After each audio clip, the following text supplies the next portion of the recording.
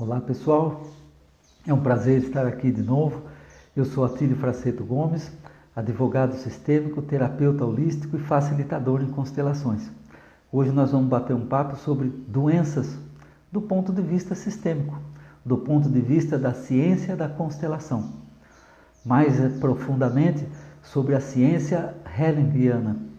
Bert Hellinger, que foi o idealizador das constelações familiares sistêmicas através do método fenomenológico por representações, nós vamos usar essa visão para analisar a doença. Que de fato a doença é um momento de comoção na nossa vida. Só você que está doente sabe o que você está sentindo e como isso está prejudicando a sua vida, a normalidade da sua vida.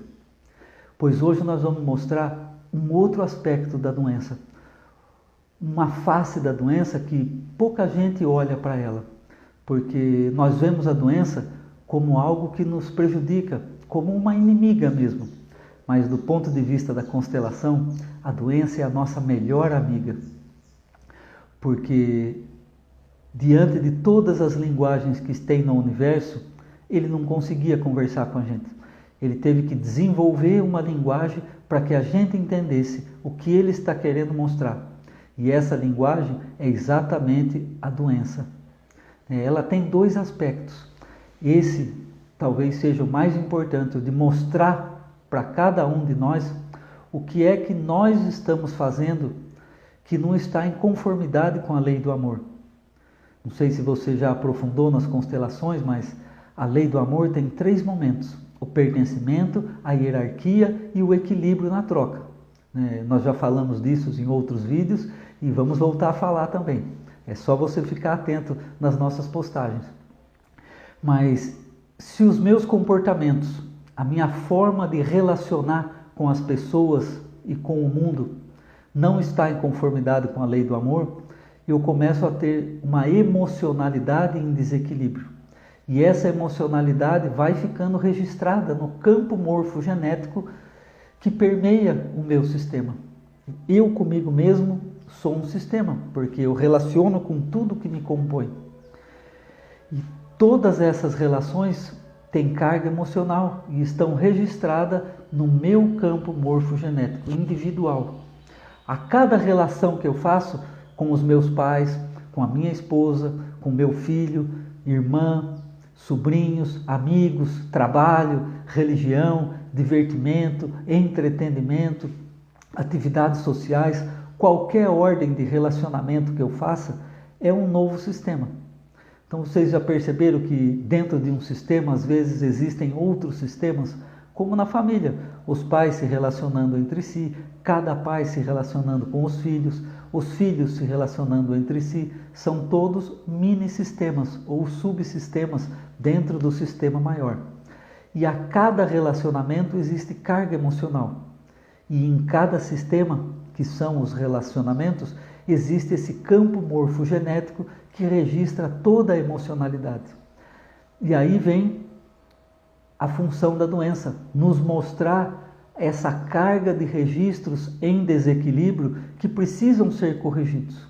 Enquanto eles não são corrigidos, nós continuamos perpetrando essa forma de relacionar que não é muito boa. Então olha que maravilha que a doença vem nos proporcionar. Ela vem mostrar o que está errado, vem nos mostrar que precisamos mudar e ela vem ajudar também a drenar um pouco essa emocionalidade ruim que está essa energia ao meu entorno. A doença também funciona como um dreno. E as atitudes que nós vamos tomar para sanar esse estado de adoençamento vão trazer novos registros para o campo. E esses novos registros vão me tornar uma pessoa diferente, tendendo cada vez a melhorar. Essa é a ideia da doença. Então, muito longe dela ser um castigo, dela ser algo para punição, a doença vem para nos salvar de nós mesmos. Agora, usando essa situação em que o mundo está vivendo hoje, desse risco de pandemia com o coronavírus, eu gostaria de dizer que quanto mais coletivo é o efeito da doença, mais antigo é o registro do campo. Muita gente tem tentado associar essa situação do coronavírus com fatos envolvendo a humanidade, e especialmente esses países onde começou a eclodir, com fatos mais recentes na nossa história. Mas eu diria que uma coisa assim, com tanta comoção mundial, me parece que não tenha essa correlação com os fatos mais recentes, mas me parece que essa correlação já vem vindo com fatos muito mais antecedentes. Se voltarmos lá na Idade Média, aquela fase da humanidade conhecida como a Idade Negra, nós vamos ver que nós tínhamos um péssimo hábito de tomar tudo e qualquer coisa, inclusive pessoas, para satisfação do nosso prazer. E um hábito de ficarmos livres de tudo e qualquer pessoa que nos causasse medo. Esse hábito a humanidade vem tentando burilar ao longo do tempo, mas todos nós que ainda somos escravos do ego, vivemos nessa caminhada de abraçar o prazer e tentar empurrar o mais longe possível as causas do medo. E é exatamente esse comportamento doentio que me parece que causa essas comoções coletivas. Porque na época da Idade Média, o que nós mais fazíamos era grupos saqueando outros grupos. Se na Europa nós vivemos isso na época dos bárbaros, me parece que na Ásia as tribos nômades viveram muito mais intensamente, com uma emocionalidade muito mais carregada, essa ideia do saque, da matança e principalmente do enriquecimento próprio em detrimento de outro. Essa lógica era muito marcada pelas rotas comerciais que existiam naquela época, as poucas rotas que traziam as riquezas, as especiarias, traziam coisas modernas para a Europa, principalmente a rota da seda, que vinha da China, da Mongólia, passava pelo Oriente Médio, principalmente o Irã, e chegava até a Europa. Me parece que os países assolados têm tudo a ver com essa rota, inclusive porque aparentemente a porta de entrada desse vírus na Europa foi a Itália, e era exatamente o ponto final da rota da seda. Da Itália, tudo isso se espraiava pela Europa. Parece que nós estamos revivendo momentos passados da humanidade para tentarmos corrigir esses registros atrapalhados que tem nesse campo morfogenético que permeia o nosso planeta. A origem da coisa vem da China, passa pelo Oriente, principalmente pelo Irã. Aquela região eram países que eram parceiros dos chineses e dos mongóis na rota da China. E os italianos eram os que recepcionavam isso, através de grandes mercadores que ficaram famosos na história, como Marco Polo e outros. Mas o fato é que a humanidade ainda caminha tomando decisões com o ego. Ainda caminhamos com esse norte de que tudo que dá prazer é bom e tudo que traz o medo é ruim. Enquanto nós não deixarmos essa lógica de comportamento de lado, essas doenças coletivas vão continuar nos assolando. Já já a nossa ciência vai lograr sobrepujar o coronavírus, mas já já a natureza vai mostrar um outro elemento para forçar-nos a olhar para a nossa história, a entender os comportamentos errados que fizemos durante muito tempo a nível de humanidade. E não precisa nem ser adepto de teorias espiritualistas que acreditamos em reencarnação. Mesmo quem não acredita em reencarnação, esses registros foram perpetrados pela humanidade.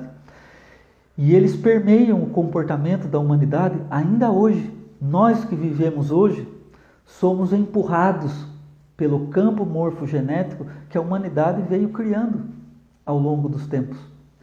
No Oriente, isso é muito sabido. Nós caminhamos no sentido em que os nossos ancestrais nos empurram. Nós conquistamos na medida em que usamos a força dos nossos ancestrais para vivermos. E é assim que nós temos que hoje mudar os registros que existem nos campos morfogenéticos espalhados pelo mundo, desde nível pessoal até a nível coletivo, em vários formatos, chegando até a nível planetário. E como é que eu posso mexer num registro planetário? Mexendo nos meus individualmente. Eu preciso me libertar dessa ferramenta ego, porque o ego é exatamente isso, gente, uma ferramenta da minha inteligência, para que eu possa entender e depois sim tomar a decisão. Enquanto nós continuarmos seguindo, tomando as decisões com o ego, o cósmico vai continuar nos proporcionando doenças para mostrar aonde é que nós estamos errando. E principalmente para drenar um pouco dessa energia ruim que nós mesmos produzimos. Porque não há nada melhor que uma grande calamidade para que a humanidade olhe para si enquanto ser humano, para que tenhamos compaixão, para que desenvolvamos empatia e comecemos a uns sermos solidários com os outros. Por isso essas comoções coletivas acontecem.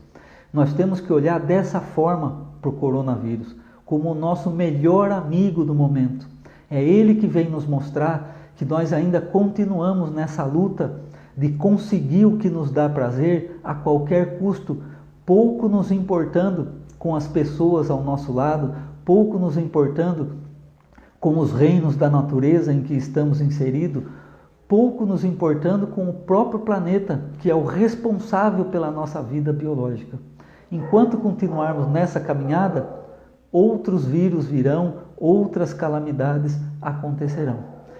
Se a gente tentar olhar para isso, com esse olhar de acolher o que está acontecendo, isso faz parte da nossa vida.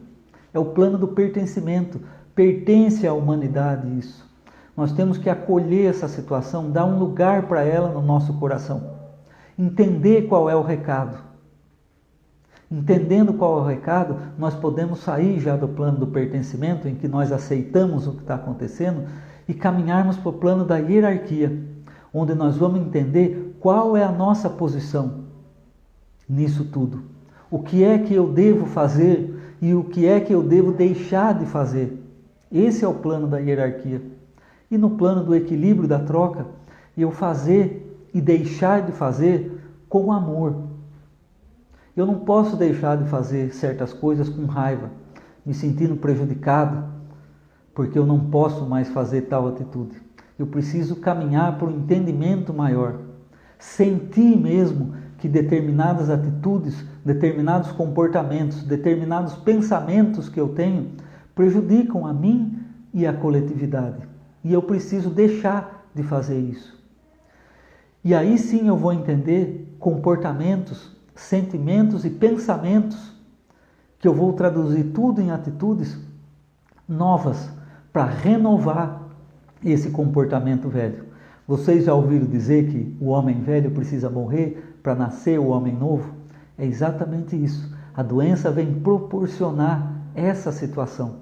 A morte do homem velho, deixar aquilo que não nos serve mais, para agregar coisas novas, coisas que agora são úteis e assim nos transformarmos no homem novo. Um renascimento a cada instante na nossa vida. É isso que a doença nos convida a fazermos. E era esse o recado que eu gostaria de deixar.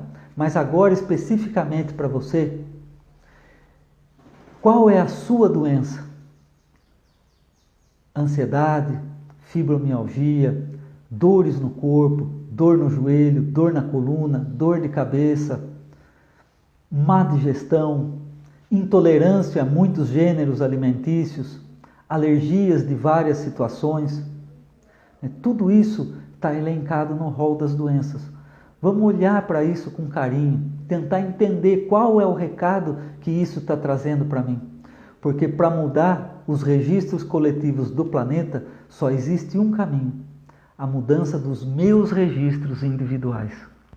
É assim que eu mudo todo o universo, mudando a mim mesmo. Então, se você quiser entender um pouquinho mais sobre esse grande universo da constelação, da ciência sistêmica, Clique no link abaixo para você baixar o e-book com umas práticas reflexivas sobre constelações e participe do grupo VIP de WhatsApp para trocarmos a nossa experiência. E assim vamos nos tornando pessoas a cada momento melhores, distribuindo amor. Esse era o recado que eu queria deixar hoje. Um beijo no coração e olhe para você.